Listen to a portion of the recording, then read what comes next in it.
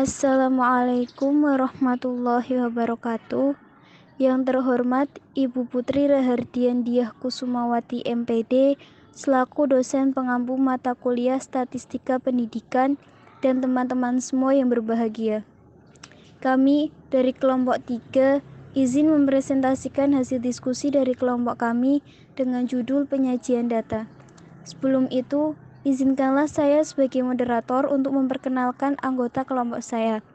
Yang pertama yaitu Mas Hafid Ifansyah dengan NIM 2319044. Yang kedua yaitu saya Nurul Komariah dengan NIM 2319055. Yang ketiga ada Mas Muhammad Rizky Zamzami dengan NIM 2319064. Baik, dari kelompok kami memiliki 4 pembahasan. Yang pertama yaitu penyajian data, yang kedua cara penyajian data dalam bentuk tabel distribusi frekuensi, yang ketiga ada cara penyajian data dalam bentuk grafik, dan yang terakhir atau yang keempat yaitu cara penyajian data dalam bentuk diagram. Selanjutnya yang pertama yaitu pengertian penyajian data. Penyajian data merupakan salah satu kegiatan dalam pembuatan laporan hasil penelitian yang telah dilakukan agar dapat dipahami dan dianalisis sesuai dengan tujuan yang diinginkan. Data yang disajikan harus sederhana, jelas, agar mudah dibaca. Penyajian data juga dimaksudkan agar para pengamat dapat dengan mudah memahami apa yang kita sajikan untuk selanjutnya dilanjutkan penilaian atau perbandingan dan lain-lain. Dalam pembuatan laporan penelitian data, termasuk yang harus dilaporkan, agar dapat memberikan gambaran yang bermakna. Data-data itu haruslah disajikan ke dalam tampilan yang sistematis, dan untuk keperluan penganalisisan biasanya data itu disusun dalam tabel. Penyajian data ini bertujuan memudahkan pengelolaan data dan pembaca memahami data. Selanjutnya, ada distribusi frekuensi. Pengertian dari distribusi frekuensi yaitu data yang telah diperoleh dari suatu penelitian yang masih berupa data acak atau data mentah dapat dibuat menjadi data yang berkelompok, yaitu data yang telah disusun ke dalam kelas-kelas tertentu. Daftar yang memuat data berkelompok disebut distribusi frekuensi atau tabel frekuensi. Jadi, distribusi frekuensi adalah susunan data menurut kelas-kelas interval tertentu atau menurut kategori tertentu dalam sebuah daftar. Dari distribusi frekuensi dapat diperoleh keterangan atau gambaran sederhana dan sistematis dari data yang diperoleh.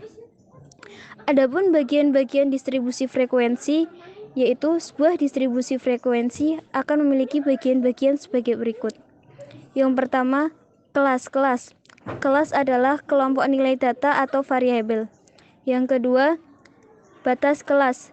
Batas kelas adalah nilai-nilai yang membatasi kelas yang satu dengan kelas yang lain.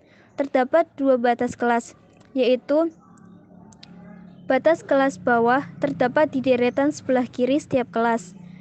Yang kedua ada batas kelas atas terdapat di deretan sebelah kanan setiap kelas.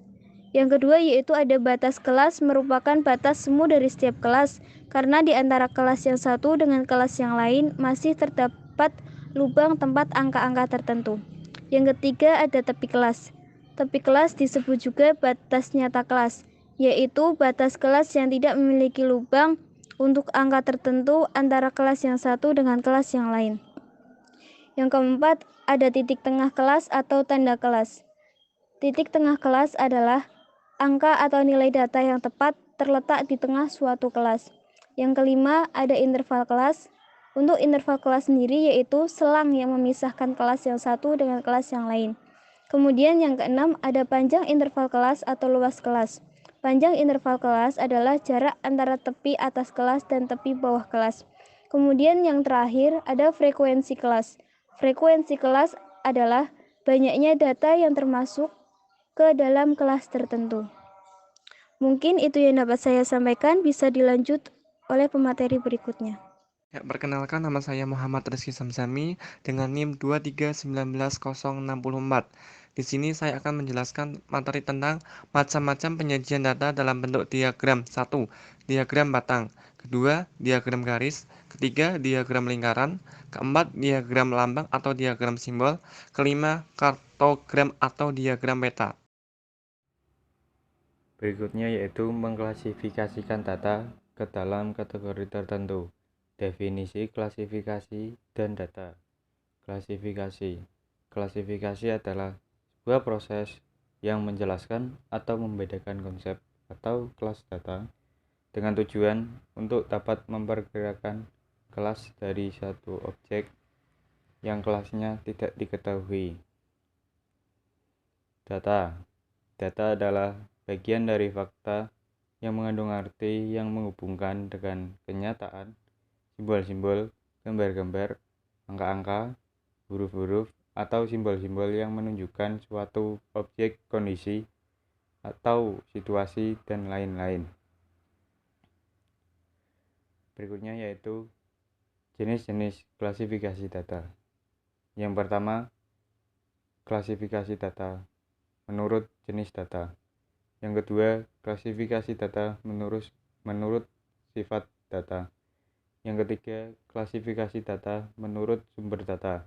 Yang keempat, klasifikasi data menurut cara memperolehnya. Yang kelima, klasifikasi data menurut waktu pengumpulannya. Yang keenam, klasifikasi data berdasarkan sifat data. Sekian dan terima kasih.